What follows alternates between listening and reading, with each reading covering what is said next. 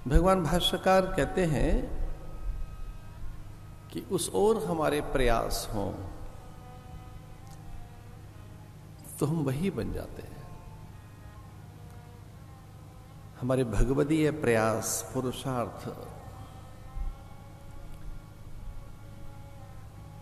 हमारा अभ्यास, हमारी प्रवृत्तियां, वृत्तियां पारमार्थिक हैं, भगवदीय हैं। हमारी जिज्ञासा में ब्रह्म है तो ये ब्रह्म की जिज्ञासा हमें परम सत्य, परमेश्वर तक लेकर जाती है। इसे जीवन की अनेक उपलब्धियों में महनीय उपलब्धि ईश्वरोपलब्धि ही है। यद्यपि वह उपलब्ध है, पर उसकी अनुभूति, उसका साक्षात्कार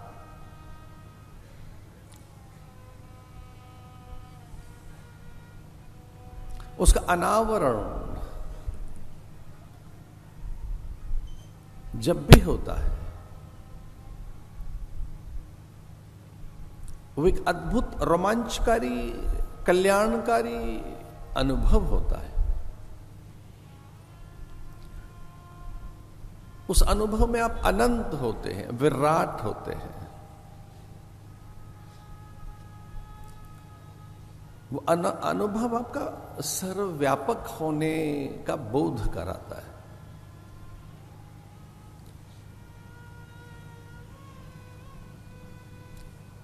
कोई फिर न्यूनता, क्षुद्रता, मलिनता, रिक्तता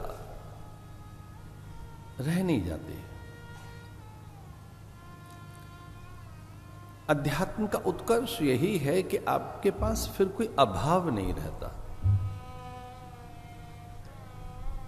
कोई अल्पता नहीं रहती, क्योंकि वो अनुभव संपूर्णता का है। जगत अधूरा है, अपूर्ण है। इसे यहां के सारे पदार्थ मिल भी जाएं तब भी पूर्णता का अनुभव नहीं होगा।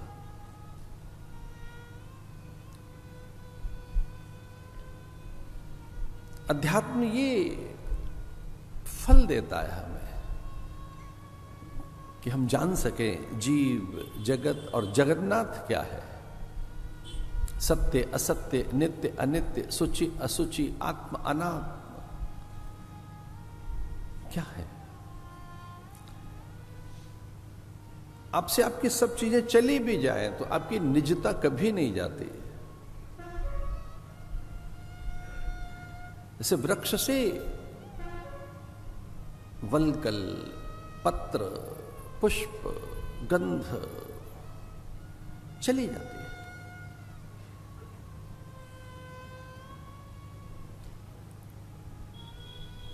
उसका तत्व रहता है।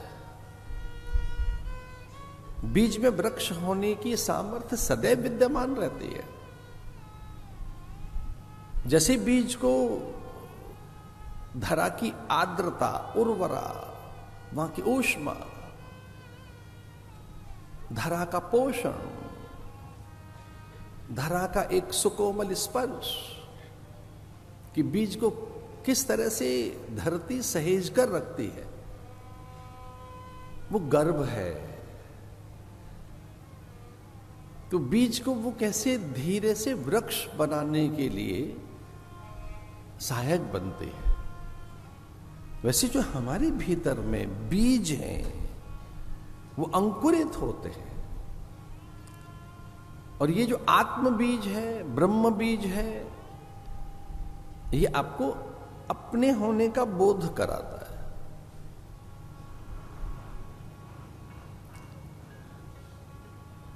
ये सीधा बोध कराता है कि देह आप नहीं है,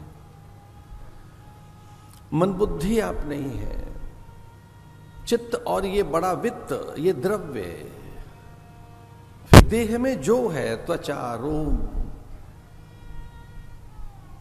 काय कलेवर, वर्ण आकृति, बाह्यांतर प्रकृति, इससे विलग आप अपने स्वरूप को उपलब्ध होते हैं। महर्षि पतंजलि कहते हैं तदा दृष्टु स्वरूपे वस्थानम।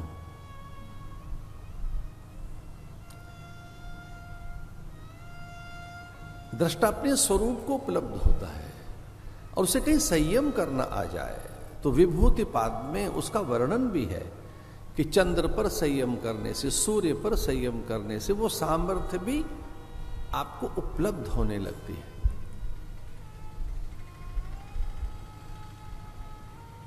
योगियों ने प्रत्यक्ष अनुभव किया है कि संयम साधना का मूल मंत्र है। जितेंद्रियता, आत्मनिग्रह, ये जो शम दम है ये बहुत आरंभिक साधन है। तितिक्षा, उपरति, श्रद्धा, समाधान, ये आरंभिक साधन है।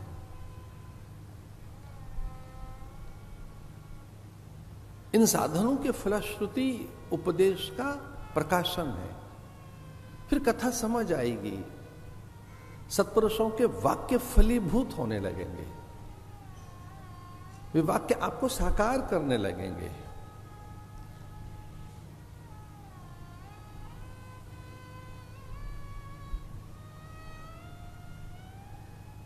जो कहा भी ब्रह्मविद ब्रह्मैव भवति, तो ये साकार होने लगेगा साधन चतुष्टय सिद्धि के बाद। कहीं संयम करने लगे, चंद्र पर, सूर्य पर, तारों पर संयम साधना का मूल मंत्र है।